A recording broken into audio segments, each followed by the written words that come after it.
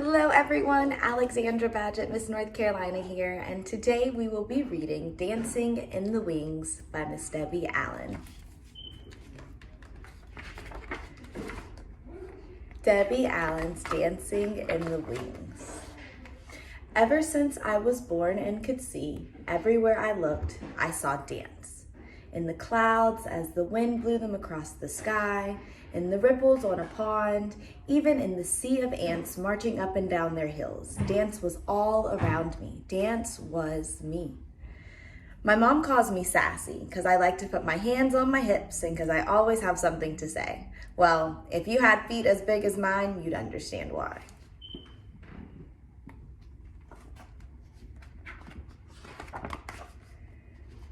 You should join the swimming team since you got those long toes and don't need any fins, my older brother Hughie teased. I shot right back. At least I don't have that big forehead looking like a street lamp. Mama said, stop all that bad talk. You act so ugly sometimes. Hughie, your big head is a sign of intelligence. And Sassy, your big feet will make your legs look longer and prettier in those ballet shoes. My legs were longer, all right, so long that when I went to Tondu, pointing my toe at the bar, I tripped Miss Catherine, our teacher, who was coming down the line looking the other way. Splat! She landed under the piano, her legs up in the air. Ooh, it was so funny. Even she had to laugh. Sassy, she called out, I'm going to tie orange bows on those big feet. Sorry, Miss Catherine, I answered, but if you don't wear your glasses, you still won't see them. One thing's for sure, because my long legs and big feet, I could jump higher and spin faster than everyone else. I was taller than the rest of the kids at school, even the boys. At our recitals, all the other girls got to dance solos and duets and wear pretty tutus. I was too big for the boys to pick up and too tall to be in line with the other girls. So I watched from backstage, dancing in the wings, hoping that if I just kept dancing and trying, it would be my turn to dance in the spotlight.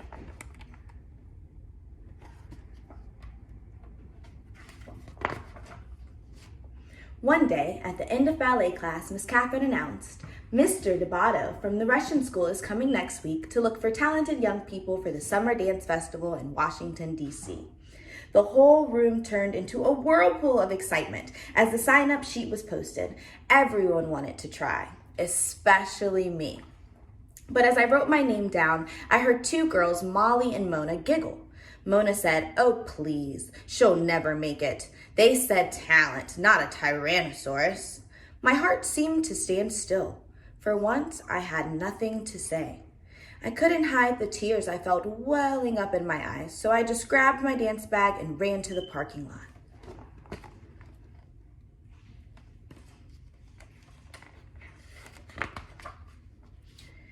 I heard a familiar horn honk and turned to see my Uncle Reed in his car, bright green pickup truck. Uncle Reed had the whitest, tight, curly hair, smelled of cigars, and every day wore something red. A tie, a hat, a shirt, socks, maybe even his shoestrings, just something red. Why of all days did Mama have to send him to pick me up? Why today? I was not in the mood for his jokes or stories, but I quickly tried to dry my eyes and smile. I got a good one for you today, Sassy.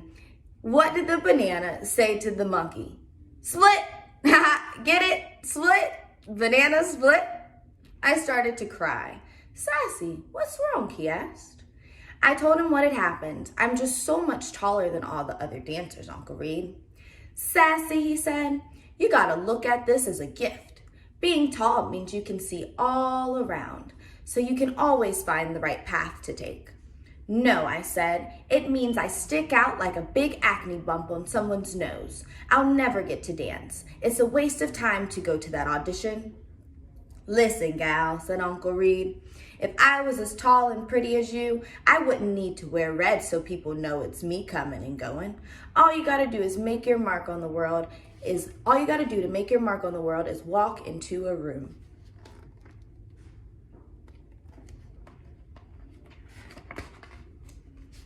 By the time I got home, Uncle Reed had cheered me up, had me laughing and feeling better.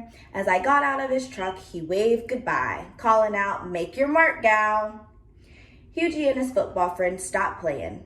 Hughie yelled out, "Hey, Sassy, why don't you come and play with us? We need a goalpost."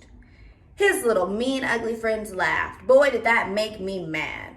"Sure, if we can use your big head for the ball," I shouted back. His friends screamed with laughter. Hughie got so mad he turned red, looking like a tomato with that big head. Ha! We were just about to go at each other when Mama called us inside.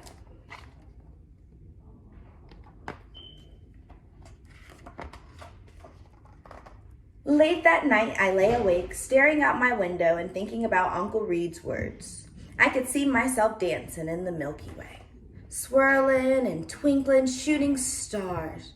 Next thing I knew, I was talking to myself out loud. I'm going to that audition, big feet and all.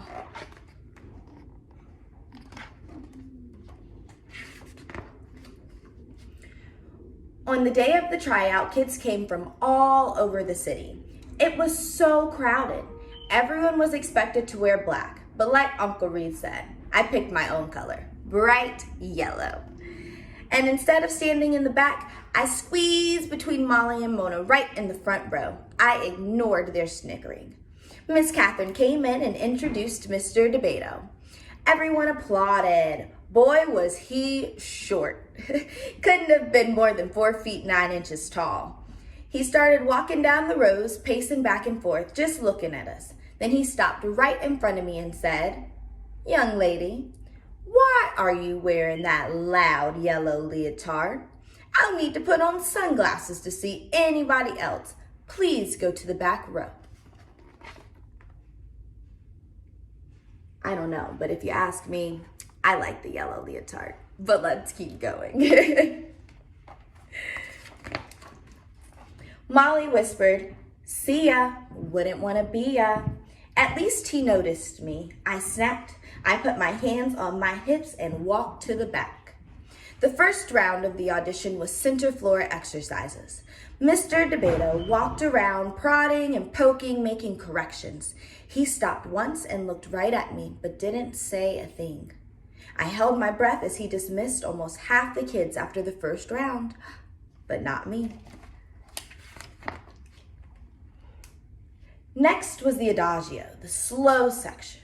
I stood as close to Mona as I could, and whispered, "Your little skinny short legs are gonna look like chicken wings next to mine." "I'd rather look like a chicken than a turkey like you with that long neck," she answered. "Talk to the hand," I told her. I took my leg up so high it got stuck. Luckily, I could balance on my other big foot, so I just held it until Mr. DeBato remarked, "Young lady, the exercise is finished." Ooh, I jumped out of position. "Show off," Molly grunted. "Gobble, gobble," Mona imitated a turkey. Look at her leg. Isn't it beautiful? Then came the leaps across the floor. I took off like Jackie Joyner Kersee in the long jump at the Olympics. With one leap, I sailed in the air past all the other girls. Molly and Mona watched, looking pea-green with envy. When I finished, Mr. DeBato yelled, "Young lady, you must learn to dance to the music. Up on the count of 1, down on the count of 3. 3, not 5. You have the rhythm of a troglodyte again." That's a Miss North Carolina word to look up.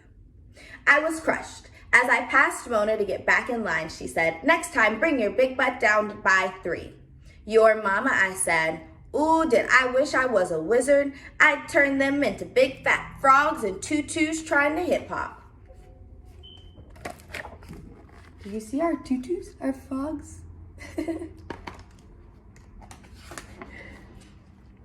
By the end of the day, there were only 7 of us left. Mr. DeBato called out everyone's name except mine and asked them to step forward. Standing alone, I had to fight to hold back my tears. What do you think's gonna happen, guys? What do you think? Do we have our guesses? Okay, let's see what he says. Then I heard him say, "Thank you all for coming today. Keep working, keep trying. You are dismissed."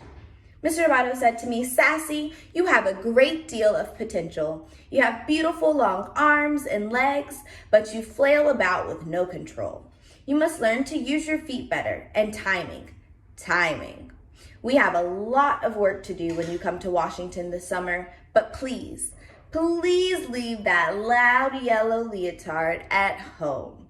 All you need to do to be noticed is walk into a room. Dismissed. He walked out.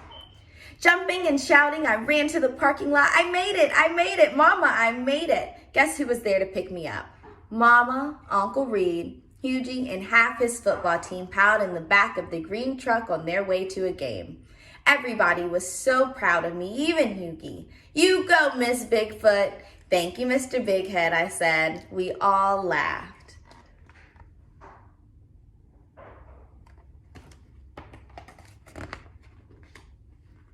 One month later, Mama and I boarded the plane for Washington, D.C. She held my hand as my heart pounded when we landed. At the school, there were young dancers from Russia, Mexico, France, China, Cuba, Brazil, New York, Texas, and long-legged me from Inglewood, California. In class the first day, Mr. D'Abato introduced me to his 12-year-old prodigy, a boy named Dwight, who was 5 feet 10 inches tall. Dwight, I think I have found you a partner. Meet Sassy. And look, he's taller than her, guys.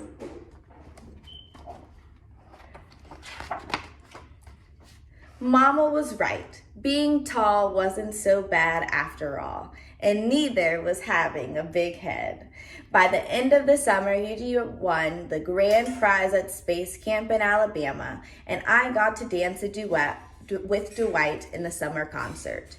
When Dwight lifted me high in the air, I felt like I was dancing on the Milky Way, me and my big feet, making my mark on the world.